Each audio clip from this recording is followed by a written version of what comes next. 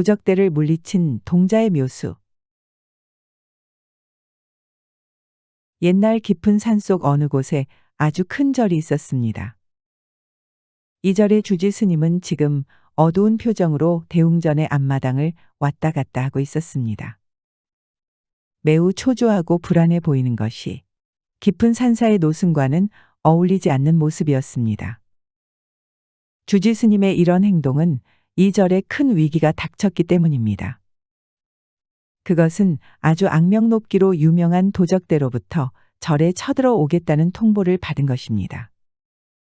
주지 스님은 어떻게 해야 이 위기를 극복할지 고민하느라 아주 분망했습니다. 주지 스님뿐 아니라 절의 여기저기에 삼삼오오 모인 스님들은 서로 대책을 논의하느라 바빴습니다.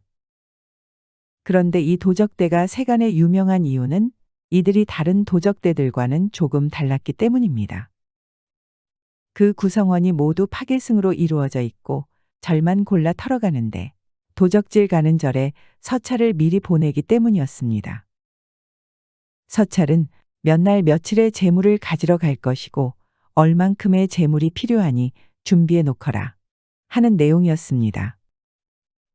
혹시나 도적들이 온다는 사실을 관원에 알려서 관원에서 포졸들이라도 동원해 도적들을 소탕할 요량으로 미리 준비를 하고 있으면 이 도적대들은 어찌 미리 알았는지 코빼기도 보이지 않았고 또 관원에서 기다리다 물러가면 그때 들이닥쳐 절을 불태우고 사람까지 상하게 만들었습니다.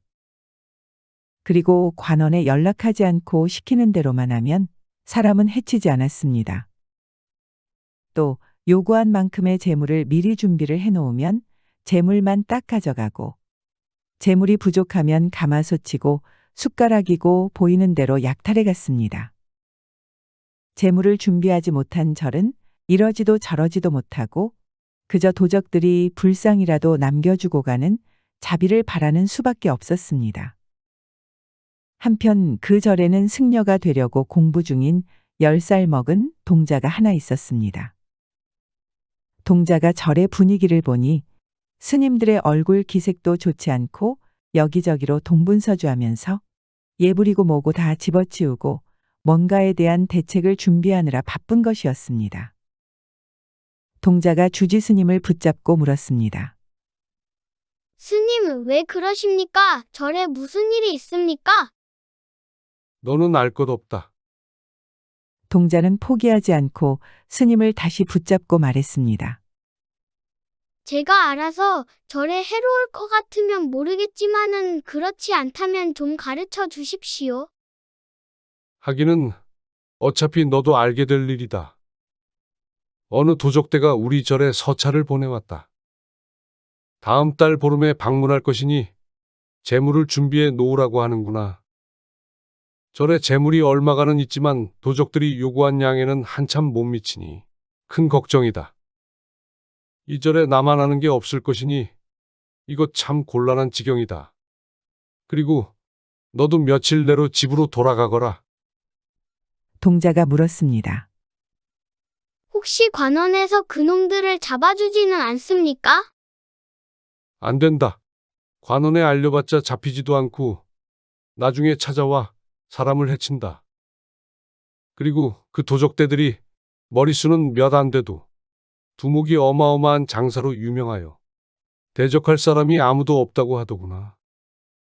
이 말을 들은 동자는 방으로 돌아가 골똘히 생각했습니다. 그리고 몇 시간 후 다시 주지 스님에게 찾아갔습니다. 저에게 그놈들을 잡을 좋은 꾀가 있습니다. 일단 내 꾀를 드러나 보자. 어떻게 하면 되겠느냐?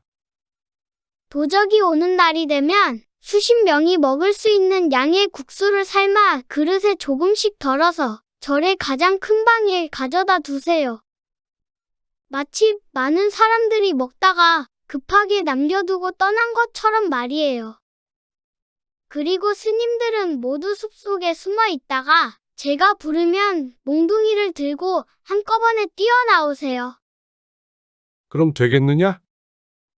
예, 그렇게만 해주시면 나머지는 제가 알아서 해결하겠습니다. 이 도적대가 어린아이는 해치지 않는다는 걸 소문으로 들어 알고 있으니 동자가 위험할 것 같지는 않았습니다. 주지 스님은 어차피 다른 방도도 없어서 지푸라기라도 잡는 심정으로 동자가 시키는 대로 해보기로 했습니다. 시간은 빠르게 흘러 어느새 도적들이 오기로 한 날이 되었습니다. 스님들은 동자가 시킨 대로 절의 가장 큰 방에 손님 수십 명이 지내다 간 것 같이 상을 여러 개 가져다 두고 다 먹은 국수그릇, 반쯤 먹다 남긴 국수그릇 등을 잘 꾸며 놓았습니다. 그리고 스님들은 모두 몽둥이를 들고 숲에 숨어 있었습니다. 도적들은 예고한 시간에 정확히 들이닥쳤습니다. 선두에 선 사람이 두목인 모양인데 덩치가 큰 농장만 하고 사내답게 잘생긴 거안이었습니다. 그리고 그 뒤로 대여섯 명의 도적들이 따라 들어오고 있었습니다. 그들이 절에 도착해서 보니 중들은 온데간데 없고 웬 조그만 동자 하나만 얼쩡거리는 것이었습니다. 두목이 동자에게 물었습니다. 야, 여기 중들 다 어디 갔냐? 설마 도망간 건 아니겠지? 예, 조금 전에 어떤 스님들인지 모르지만 한 20명 넘게 다녀갔는데 다들 참 힘이 장사였습니다. 도적들이 절의 여기저기를 둘러보니 수십 명이 음식을 차려놓고 먹다가 급히 자리를 뜬 흔적이 틀림없었습니다. 그럼 원래 있던 이 절 중들은 어디로 갔어? 네, 그 다녀간 스님들 배웅하러 지금 나갔는데 아마 곧 오실 겁니다. 아, 그래? 그럼 곧 오겠구만. 딴청 피우는 동자에게 두목이 다시 물었습니다. 그런데 아까 왔던 사람들이 힘이 얼마나 세더냐? 아주 힘이 대단했지요. 살면서 그런 사람 처음 봤어요. 이놈 그래. 얼마나 대단하더냐? 예, 그 중에 제일 힘이 세다는 사람이 저기 보이는 저 방아하게 앉아 내려오는 방아꽁이를 3번이나 머리로 받아내는 걸 보았습니다. 참 대단하지요? 두목이 가만히 들어보니 세상에 나보다 더 힘센 놈이 있나? 이런 의아심이 들었습니다. 마침 중들이 돌아오는 걸 기다리기도 심심했던 두목은 내가 살면서 나보다 힘센 놈을 보질 못했는데 말이야. 어디 나도 한번 해봐야겠다. 라고 말하며 방아하게 앉아 내려오는 방아꽁이를 있는 힘껏 머리로 들이받았습니다. 그 순간 뻑하고 엄청난 소리가 났습니다. 그 육중한 방아꽁이를 머리로 받아내려 하니 그게 가능할 리가 있겠습니까? 도적 두목은 대번에 나가 떨어져 기절하고 말았습니다. 동자는 그때를 기다려 숨어있는 스님들을 불렀습니다. 지금이에요. 어서 저 도적놈들을 다 잡으세요. 스님들이 고함을 지르며 우르르 뛰쳐나오고 두목중은 머리가 깨지고 나자빠져서 정신을 못 차리니 나머지 대여섯 명의 우왕좌왕하는 도적 졸개들은 3배가 넘는 머리수의 중들이 쉽게 제압할 수 있었습니다. 이렇게 해서 어린 동자의 지혜와 용기를 바탕으로 스님들이 단합하여 절에 닥친 큰 위기를 극복할 수 있게 되었습니다. 주지 스님과 다른 스님들은 동자에게 감사를 표하고 크게 기뻐하였습니다. 뿐만 아니라 도적대가 잡혔다는 소문이 퍼지니 인근의 여러 절에서 찾아와 동자와 절의 스님들을 칭송하였습니다. 영민한 동자는 차츰 성장하여 출가의 승려가 되었고 나중에는 많은 사람을 구제한 훌륭한 스님으로 전해졌다고 합니다.